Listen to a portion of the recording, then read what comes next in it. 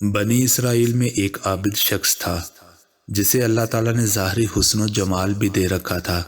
اپنے ہاتھوں سے زنبیل بناتا اور فروخت کر کے بسر اوقات پوری کرتا تھا۔ ایک دن وہ بادشاہ کے دروازے پر سے گزرا۔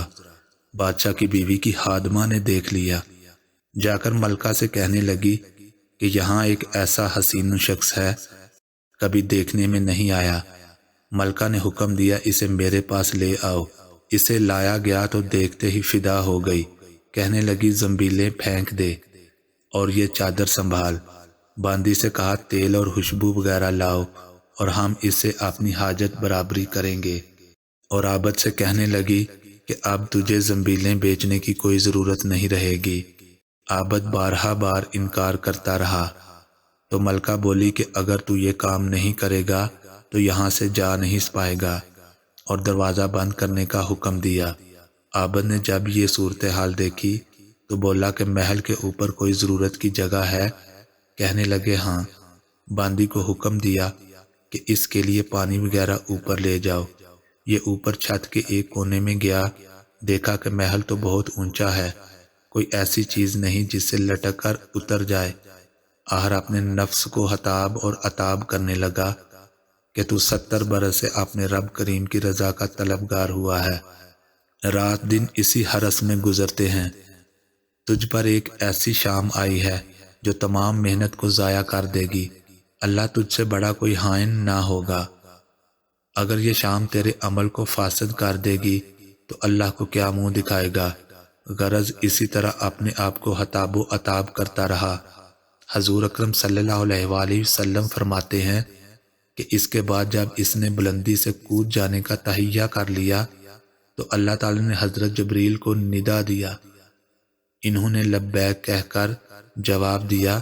ارشاد ہوا، میرا بندہ میری معصیت اور ناراضگی سے بچنے کے لیے جان کی بازی لگا رہا ہے، جا اپنے پروں سے اس کو تھام لے اور اسے ذرا بھی تکلیف نہ ہونے پائے۔ چنانچہ حضرت جبرائیل نے اپنا ایک پر پھیلایا، اسے یوں پکڑ کر نیچے اتارا، فرمایا عابد یہاں سے سیدھا اپنے گھر گیا، زنبیلیں وغیرہ وہیں رہ گئی۔ بیوی کہنے لگی زنبیلوں کی قیمت کہاں ہے؟ کہنے لگا آج تو ان کا کچھ نہیں ملا۔ کہنے لگی پھر افطار کیسے کریں گے؟ عورت نے انہیں برتن میں رکھا اور خاوند کے پاس آ کر کہنے لگی تیرے ساتھ اللہ تعالیٰ کا یہ خوشحالی کا معاملہ تیرے بلند درجات کی وجہ سے ہی ہو سکتا ہے، لہذا تو اللہ سے دعا مانگ کہ ہماری باقی کی زندگی خوشحالی اور فراخی میں گزرے۔ عابد کہنے لگا کہ یہی حال اچھا ہے، لیکن عورت کا اصرار بڑھتا گیا، حتیٰ کہ عابد نے دعا مانگنے کی حامی بھر لی۔ آدھی رات کو اٹھ کر نماز پڑھی اور دعا مانگنے لگا کہ اللہ تعالیٰ میری بیوی کا تقاضا ہے، اس کی باقی عمر خوشحالی اور فراخی عطا فرما۔ اتنے میں چھت پھٹ پڑی اور یاقوت اور موتیوں سے بھری ہوئی تشتری نیچے اتر آئی، جس سے تمام گھر چمک گیا۔ عابد نے بیوی کا پاؤں ہلایا کہ اٹھ جا اور جو مانگتی تھی سنبھال لے۔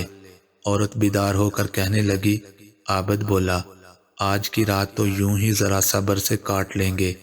پھر کہنے لگا اٹھ کر تنور میں آگ جلا دے، ہمسائے ہمارے تنور میں آگ نہیں دیکھیں گے تو نامعلوم کیا کچھ خیالات دوڑائیں گے۔